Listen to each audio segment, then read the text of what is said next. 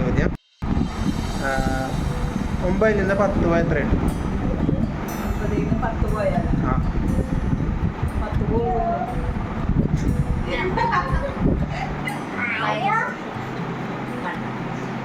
9 നിന്ന് 10 പോയാൽ -1. അങ്ങനെയെങ്കിൽ 6-ൽ 5 പോയാലോ?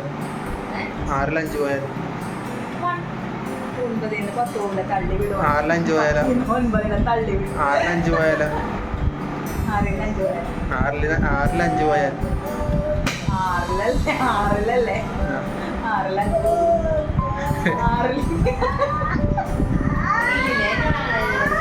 6-ൽ 5 പോയാൽ 6 പോയത് ആണാ അമ്മേ? 6-ൽ